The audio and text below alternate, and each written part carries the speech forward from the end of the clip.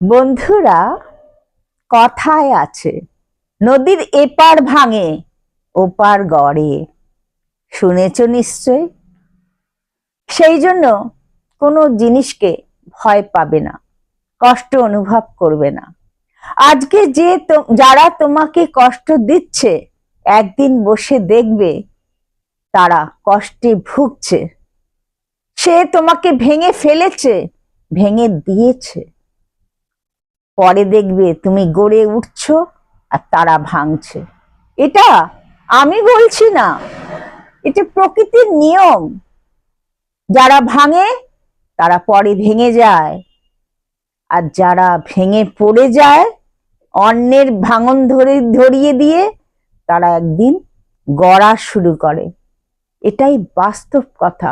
মানুষ যখন মানুষকে কষ্ট দিয়ে ভেঙে দেওয়ার চেষ্টা করে না, তখন একবারও ভাবে না, তখন ভাবে তাদের এই ক্ষমতা থাকবে, তারা এইভাবেই চলবে, তারা এই ক্ষমতা শেষ দিন অবধি রাখবে।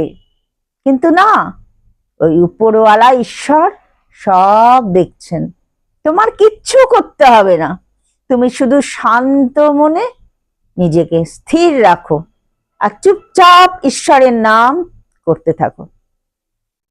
চোখে সব একটা একটা করে দেখবে, এবং তোমারও ঈশ্বর আশা করি ভাঙা জিনিস গড়ে একটু একটু করে তুলবে। এটা হচ্ছে সৃষ্টিকর্তার কাজ।